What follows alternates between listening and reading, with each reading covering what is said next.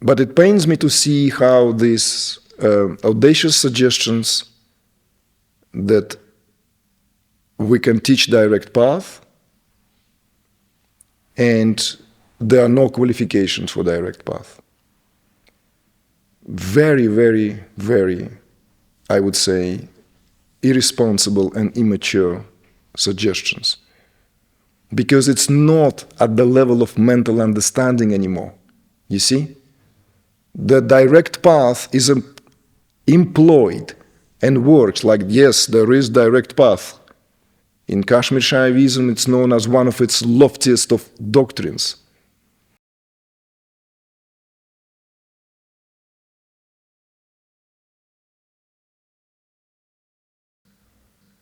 So in a way, I'm very happy that this level was touched, particularly evident in the rest, you know? Because the samskaras are released in variety of ways. Samskaras, psychic impressions, you know? These samskaras are not just like a fluffy thing, you know? It's a cake which has been compressed, layered. Impression upon impression upon impression upon impression upon impression forms the samskaric field. Some of these samskaras are ancestral. Some of these samskaras belong to the collective level of consciousness, carried by each and every one of us, whether we like it or not. More superficial samskaras are a result of what we have accumulated in this life, in this birth. But there are deeper ones, and all this is compressed all into one into another. You see? So when there is activation of life force, when there's an activation of prana, a true activation, that samskaric field begins to get dislodged. It cannot be chucked out in one go. It gets dislodged, layer by layer. Dissolution of the samskaric field is all what the internal side of spiritual work. It's the kitchen. It's the kitchen. You know that Jim Morrison song, Soul's Kitchen? It's a great song, great lyrics. You know, when the food is served on a platter, you know, when it's like all spick and span, but that's not the picture, it arrives to the table. But you all cook, you know what it is like in the kitchen. It's a messy business. So this is why it took so many years to talk about this, because spirituality at some point became a clinical affair, particularly with the arrival of the so-called people who claim to deliver and offer direct path. Direct path. You know, like just you listen to what I'm saying, the teacher declares, we don't intervene. No, like everything this is like I've done 30 years it took me to arrive to here. But it doesn't have to be. It's a complete contradiction. The teacher is just shoot himself in the foot or makes himself or herself sounds a complete and utter fool. It took me 30 years, but it doesn't have to. You can do it in just now, in a matter of conversation, because that's the direct path. You see? It took me 30 years, but I now realize what a fool I was. It doesn't have to. It's spoken in the broad daylight, and it's a 30-year movement. The Satsang movement, non-duality movement, it's 30-year-old. It started early 90s as a movement, global movement. So particularly that movement brought clinical approach to spirituality after a true, real, raw 60s and the 70s and the 80s. Those were really like decades of real work. And then suddenly, you don't need all of that. This teacher from the Bay Area, very celebrated, says like, oh, you sat in meditation 25 years, 30 years, it's not good for nothing. waste of time. Okay, maybe it went into building of the career and kind of establish oneself. I got that. I get that. Hats off to you for the audacity to say things like that. Sometimes we do this to justify that we can hold this space. But when it comes to the reality of the situation, it doesn't cut. The direct path, even if we are to speak about it in terms of the reference with and to the tradition, is a cherry picking once there is a complete and utter cake. It's the very final thing. That's what direct path is. And very few can qualify to walk that path. If you get introduction, a crash level introduction, crash course on the upayas, means, there are 4 distinctive means. One we discard immediately because it's known as no means means. No means means. Highest in the order.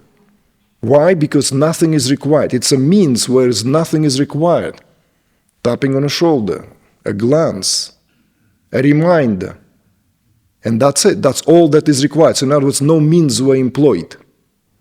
So therefore it is known as no means means. Anabopaya, it's called in Sanskrit. But then we have 3 means. The means which are in the descending order. The Shivopaya, Shaktopaya, and Anupaya. In other words, means that are pertinent to purely level of the will, as the highest level of awareness itself. Intermediate level, it's the level of where conscious means and consciousness is the agent. Consciousness is working. Shaktopaya, from Shakti, Shaktopaya. It's the expression of knowledge, knowing. And finally, the ground level is the individually tailored means, individual means. Anupaya, as from the word anu, atom, smallest, which is in itself comprises a full gamut of all spiritual methodologies, all of them put together, because that's what Tantra is. It utilizes everything. A well-equipped kitchen is a well-equipped kitchen. Not for decoration. Someone who really cooks knows that this is for that, that for that, for that. Why? There's a different tools. Well, because for different things, for different cooking, here's you need a shallow wok for shallow fry. Here you need a deep pan. This is you need this is now to do a proper crepe. You need a flat pan, complete. It's like science in itself. So that's what it is. The bottom level is this individually tailored means, which is an expression of Kriya Shakti, or action. So, someone who declares the direct path, I am teaching direct path. I will teach direct path. My work is direct path. It's an arrogance of unbelievable proportion. Because that means that I offer something here to you with no regard of what you require. You see? Because you may require intermediate levels more than anything. You may require the real kitchen equipment to help, to fork it, to whatever, to turn it, to make it, to have a good angle here, good angle there. No, I will drill you direct path. You sit in front of me and you are already free. Walk out of the room free. Why are you not free?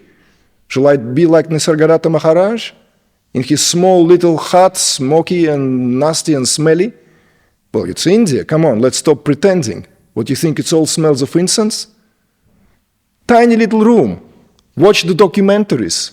A great sage of our time. He's not sitting in front of thousands of Westerners all perfumed and pampered.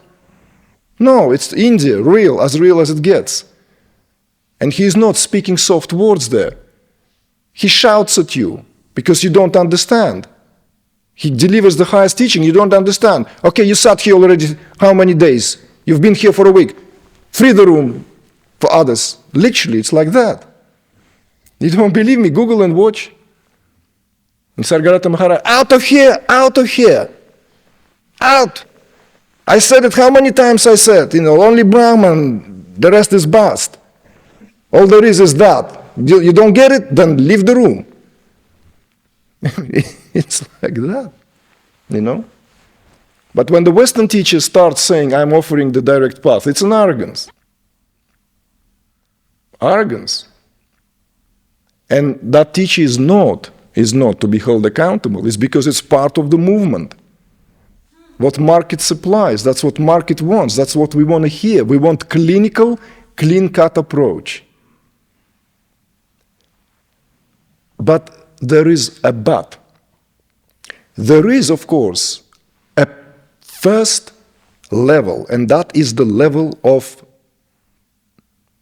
what is known in Indian tradition as level of manas. It's a level of understanding. It belongs to the mind. Yes, it's a mental realization. Mental realization, how things are.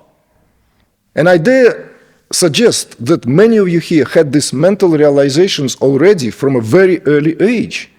Perhaps when you just began the work. I certainly had this mental realization, I would say, as far back as I remember.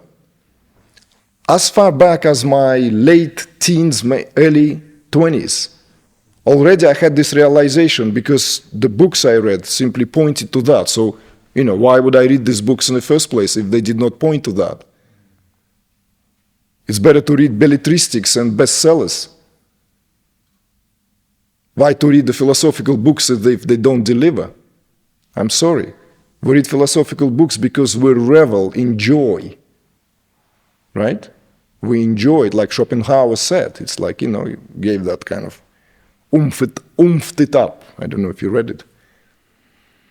If you read Schopenhauer and all, but it doesn't matter, you didn't have to. What I'm saying is that he basically exalted the profession of a philosopher and anyone who is interested in the philosophy in a true sense, because it's a love of wisdom or love for wisdom, or wisdom and love, whichever way we want to translate that. But this clinical approach cannot last and cannot deliver, so that within the non-duality movements, rift began to grow. Because people's expectations, people's realizations began to be exceeding their mental understanding. What one understood mentally did not deliver into the practical daily life.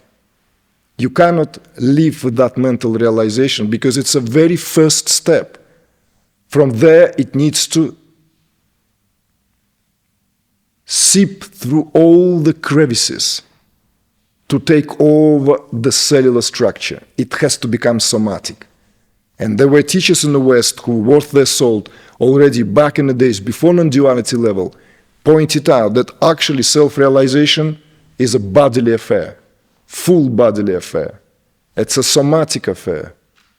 So we've got now full circle again, where we came to that realization, and it's being communicated more and more, particularly, as I keep saying, with the newest arrival as the main theme, the place of trauma. Place of trauma. You see, roughly I would say already it's the 5th year when that topic is hot. 5th year since in Science Non-Duality in California was an underlying theme, main panels, main speakers were all about trauma. That was autumn of 2018. So I'm saying like 5th year, at least to my modest estimation. There is a fantastic book by Gabor Mate, or Gabor Mate, how it's sometimes pronounced. Have you heard of this man? Brilliant man. I mean, he's dedicated his life, but only in recent years came to prominence. I've met him many, many years ago, as far like as maybe 10 years ago at Science and Non-Duality. He was not known yet. Not known at all, known only within the small circles. His book, right, his book, like, no, let, the body doesn't lie. no, not this one. Something debunking the normal, the myth of the normal, the myth of the normal. Highly recommend this book, The Myth of the Normal, where he redresses this whole thing. It's what we talked on the first night here, what we talked in Zurich when we paid homage to Carl J. Jung. We touched exactly that very topic. The state of approach towards what constitutes mental health today, all redressed and brought to a mega question by the author. Basically, with the thesis is that there is no such thing as a normal individual in a sick society. If society itself shows this distinctive signs of addictions and all sorts of obsessions and all sorts of possessions and all sorts of disturbances, how that societal norm can treat an individual and redress individual or state of individual mental health. No, it's impossible. It's a complete oxymoron. So this is why I wanted to say, like, tie few loose threads together, or maybe they're not loose, but still bring them together, so as to greater clarity what happens in the room, what happens in these programs, why that is, and also to deliver another maybe stab at the assumption that there is a clinical, clean-cut, whatever it may be known for as direct path. It's basically not to confuse mental realization, which is the very first step, and from there on there are different, you study Indian philosophy, and you will see each have its own Sanskrit term, explains why that is, with crystal clarity. With crystal clarity. But all, eventually, the full somatic nature of the process reveals itself only when consciousness awakens to itself and reabsorbs the content of what creation is known for in terms of its expression. One day I want to deliver and bring a proposal. I will give just a suggestion because it's a very long, big theme, on how I understand and view chakra system. Because there is still a bias that chakra systems are individualized and pertinent to individual, and that is only partially true. Chakras are individualized only at the very, very bottom of the pyramid, at the very bottom of the cone of the ascent of consciousness. In Italy, I gave already the suggestion, those of you who are here, remember? When I gave that it's simultaneously this process and this process. Remember, those of you who were there? Prema, Dattatreya, you should remember. Remember the analogy? Remember, we did not utilize drawing and the board, but I gave this suggestion. So from a point of singularity, which is the collapsed consciousness into the idea of the self as individual, which could be exemplified by the dot, it's expansion of consciousness. See? Expansion of consciousness. And at the same time, also, it's this movement as well. It's the movement from diversity to the singularity of consciousness itself, exemplified now again by the dot as that Bindu.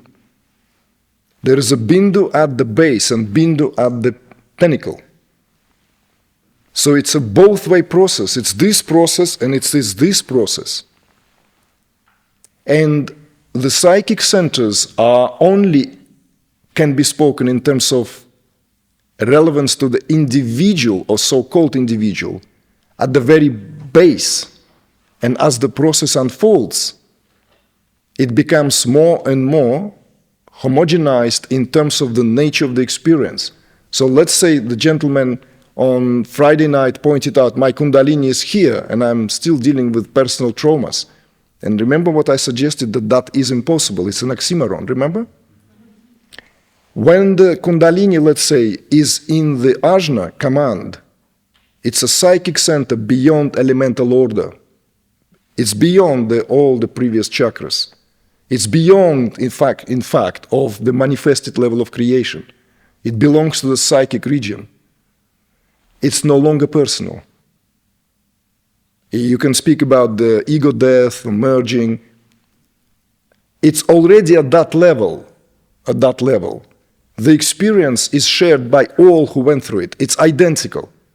So this gives me these insights to suggest that when we speak of chakras, these chakras converge. And what we may speak as individual process no longer is logical to speak about it or legitimate to speak about it as belonging to the individual process. And that is at that level. At the level of beyond, there is no way we can speak about any form of individuation or my Sahasrara opened. In the language itself is already an oxymoronic statement. My Sahasrara. 1,000-petaled bliss. To begin with, remember I said that Sahasrara is not a chakra. It's not a wheel of energy. Symbolically it's spoken and kind of like brushed with the same language. It's given that. But it's not a chakra. So this is, again, to give that an overview as a suggestion, because this would need to be dealt elaborately,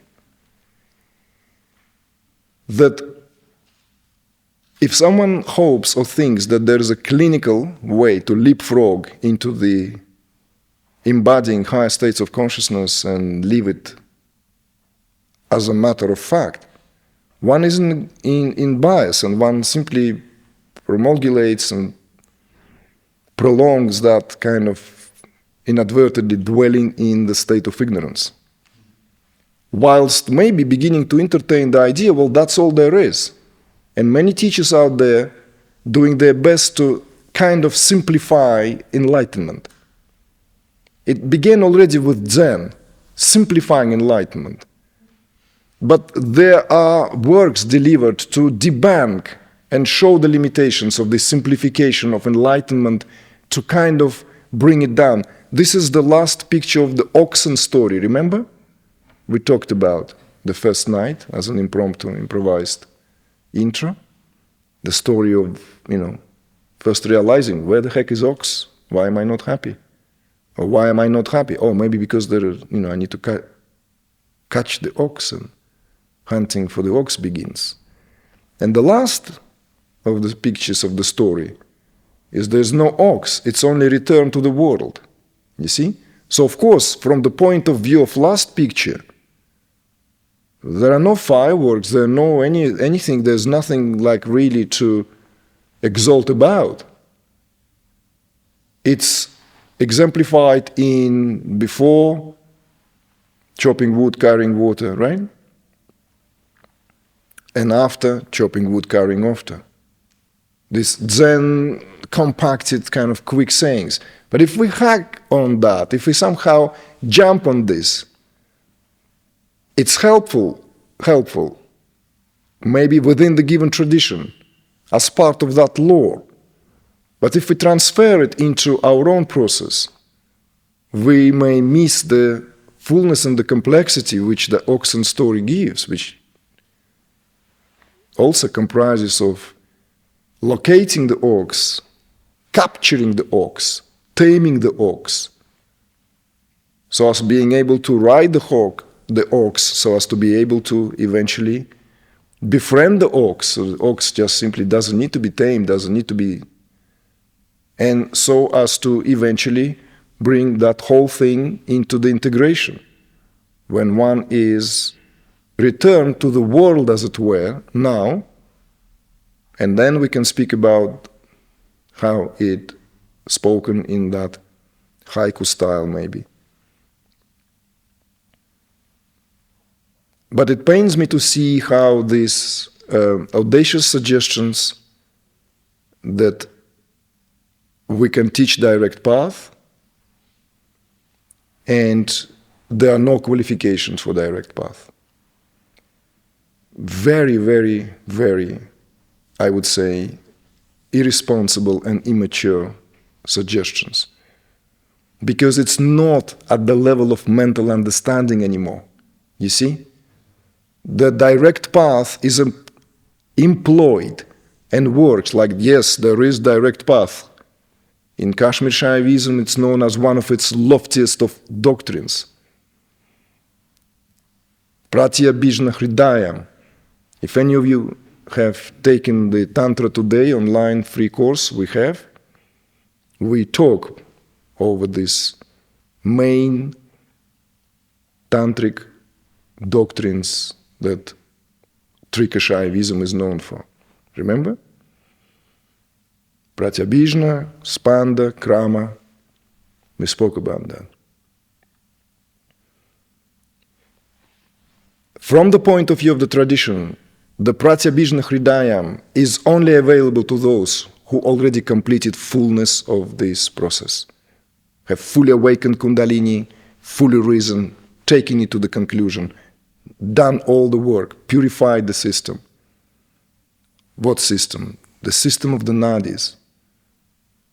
So then that knowledge is at the level of cognition. It's no longer mental process. It no longer works at the level of reminding. You can't forget it because your cells remind that to you, if you will. It's a fully integrated process. In that process, everything vibrates. Everything vibrates. So in other words, there are no disparity between mental functioning, emotional functioning, psychological or physical functioning. You see? It is incomprehensible and cannot be explained in words because, again, we enumerate that. But by then, all this is fused. You see? Completely and utterly fused. Therefore, for Tantrika of this highest order, everything is complete and utter reconfirmation of unity. Everything, every experience is a reconfirmation of unity. Down to the level of touch. You see? So, I thought to mention that, so as to tie it to the necessity of dispelling samskaras. If we want to walk, yes, direct path is brilliant. It's supreme. But if there is a whole layered cake of samskaric field, direct path is not going to fly. It's not going to take us anywhere. So people hear, and then the process begins, and then they question the teacher or question the teaching. Why do I have process if I have realized myself already? And you confirm that all there is that. All there is to understand this. You see? Anyway, not to be taken for granted. It is your job to question everything, scrutinize everything, and leave no stone unturned.